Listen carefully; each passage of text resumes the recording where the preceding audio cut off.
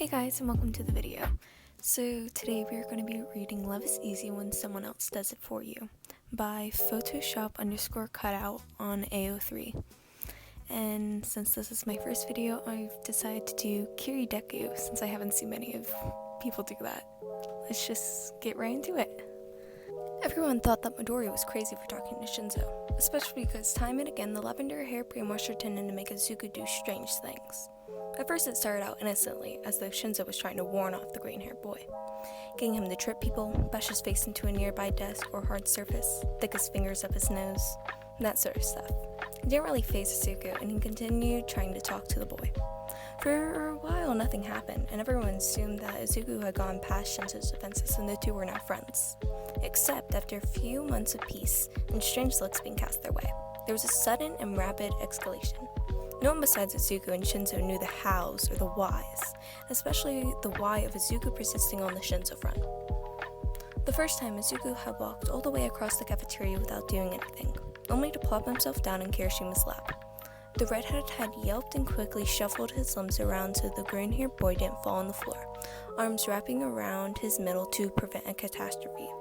Bakugo ended up swearing at Izuku, who had only come out of it when Kirishima had caught him. Kaminari was trying to get the food out of the way safely, preventing his best friend's food from a demise due to Bakugo's fist slamming down on the table. Izuku squeaked out an apology, red-faced, and managed to depart from the situation quickly, much to Shinzo's chagrin. Shinzo had thought it was funny that he hadn't done anything the next 3 conversations with the green-haired hero in training. The next time, he did. However, he sent Izuku clear across the campus. People got out of the way, recognizing the strange, blank expression as a mind control. He gathered a bit of a crowd, mostly Uraraka, who wanted to make sure he wasn't going to get himself hurt. As they watched from a distance as Izuku found Kirishima seating beneath a tree with Kaminari, Sero, and Ashido, and smoothly knocked the textbook out of the way, swinging to straddle the redhead's lap. Kirishima had vexed a look at first, because he was trying to get better grades for once, and then he went completely red-faced when he found Izuku in his lap yet again. It must have been instinctive for his hands to fall on Izuku's waist to steady him, but he quickly scrambled back, leaving Izuku to fall forward on the ground, flat on his back and confused as how he got there, so far away from where Shinzo and himself had been talking. It didn't help that this was the second time he'd been sent after the redhead with a hardening quirk. Everything escalated quickly after that. The very next day, Izuku was talking to Shinzo. As they walked back from the cafeteria, the brainwasher sent Izuku back to his class under his influence. Izuku could see where he was heading, straight for the redhead again, and yet couldn't stop the sway the other boy had over him. So he leaned over the desk, kissed Kirishima much more deeply than either boy was expecting. He couldn't stop it. As soon as Izuku had control over his body again, he yanked away. A rope of spit strung between he and Kirishima-kun. They stared at each other for a long second before Izuku licked his lips, breaking the saliva chain between them, and cast eyes somewhere else. He walked away blushing, not saying a damn word. This was getting out of hand, and he was going to have to talk to Shinzo about it. Shinzo was nowhere to be found for a good 72 hours after that stunt. But when Izuku did find him, he tried to ask as nicely as possible for the boy to stop sending him after the redhead. How he confided in Shinzo about his stupid crush. He didn't mean the other boy needed to come in and try to matchmake. Shinzo shrugged and leaned his chin into his palm. "You like it though, don't you?" Izuku opened his mouth, but nothing came out. Shinzo continued. "It makes it easier, me making you do things. That way, if he hates it, you can blame it on me." Izuku stuttered and retorted, No, I mean, it doesn't, it's not easier." He shuffled awkwardly and then said, "It's harder, actually." The nuisance was lost on Shinzo. "Harder? How?" Oh." Izuku mumbled something, blushing so hard down his neck that it disappeared under the collar. Shinzo found that interesting and shrugged, a smirk playing on his lips. He sent Izuku after Kirishima again that day. Izuku entered the dorm and he found the redhead on the couch, watching a Smash Brothers tournament in the common room, surrounded by a good half of their classmates. He had that blank look again, and Kirishima saw him coming this time. Eyebrows raised and beginning to get out of the crowd.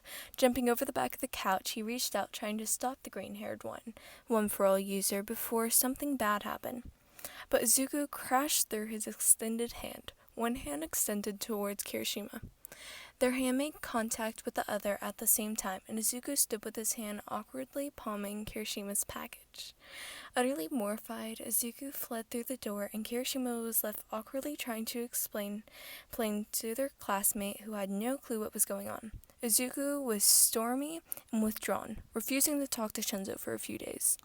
Within that time frame, Kirishima thought maybe that Izuku had realized it was a bad idea to talk to the lavender-haired boy, and decided not to approach him about the problem. However, Izuku eventually was drawn out by his shell by Shinzo, and the redhead looked across the cafeteria to see the two of them chatting over lunch. Again, Izuku, for his part, made it clear that he didn't want the other boys to interfere with anything. Shinzo, though, decided that after a few more days of watching the two dodging each other's gazes and avoiding each other's commonplaces touches, that he needed to get involved. So he did what he did best, and caught Izuku while they were talking. He sent the green-haired boy off to find the redhead, this time after classes. He decided to exercise his mind control. Izuku found Kirishima on the basketball court, playing a game with Ida, Bakugo, Ojiro, Tokiyami, and Sero. They had to stop the game when Izuku wandered single-mindedly onto the court, and Bakugo was yelling again. But Sero and Ida were holding him back from pummeling the boy. Kirishima backed off, regarding Izuku with trepidation as he drew nearer. Hey, Izuku, snap out of it, okay? He attempted reaching out to tap his shoulder, but the boy advanced. Unlike the last time, when Kirishima's touch had broken the spell, he walked up close, staring at Kirishima for a moment. As the boy took in a breath to try talking to him again, Izuku dove in, hands tangling with the red, spiky hair.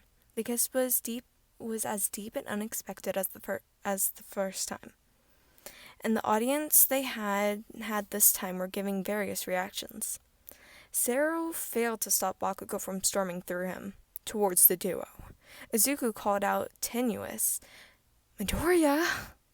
Ojiro's face was crinkled in confusion. Tokiyami went to step forward to stop Bakugo, but was distracted by what was happening between Kirishima and Izuku. Bakugo was storming towards them, then made a strange face and sound when he saw them kiss, and Kirishima returning the kiss. The redhead pushed back against Izuku, eyes slanted, closed, and hands gentle on Izuku's ribs. He returned the kiss, tongues tingling with Izuku's before he gently pushed the green-haired boy back a step, separating them and assessing him with red eyes, quietly. "Hey, you in there?" Izuku had slowly been released while the kiss was happening, with Shinzo hopeful that it would just continue with his control over the green-haired boy. So now Izuku's eyes were locked on Kirishima's chest, blush decorating his cheekbones. Yeah, I'm okay. I tried telling him to stop doing that."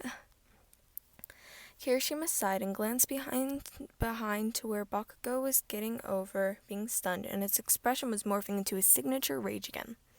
Kirishima quickly nabbed Izuku's hands and hurried them off the court, narrowing avoiding Bakugo's path of wrath.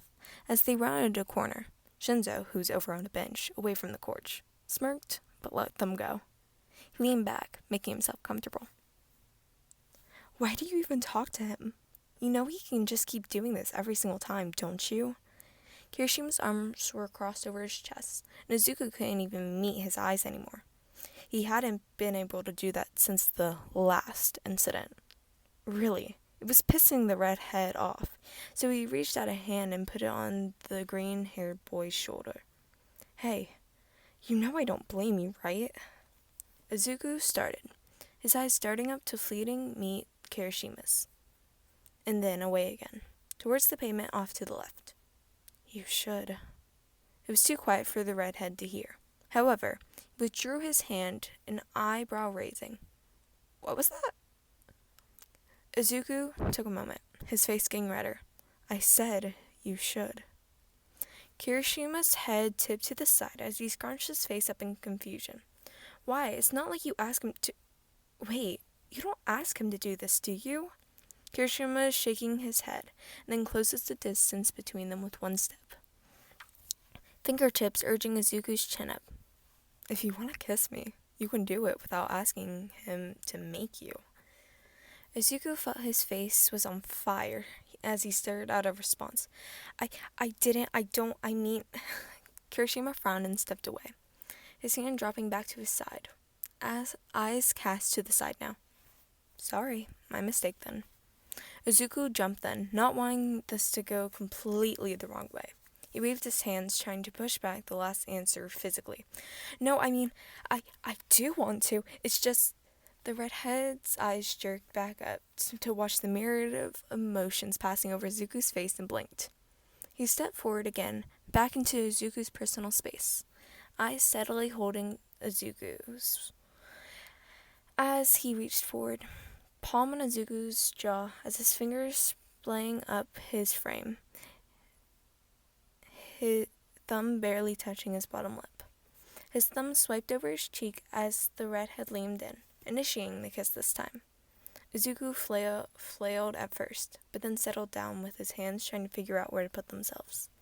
Kirishima's other hand rested on Izuku's neck, and Izuku let his hands where they wanted rather than thinking too hard about it. One ended up on Kirishima's ribs, the other one cupping his hip. A section of Kirishima's tank top was soaked through with sweat, but Izuku didn't mind as he leaned closer, letting himself sink into the kiss. It was hot and a little messy. They were rather inexperienced with this sort of thing, but Izuku wasn't complaining. When Izuku eventually told Shinzo about the developing relationship, Shinzo snored and tilted his head slightly to the side. You should totally be thanking me.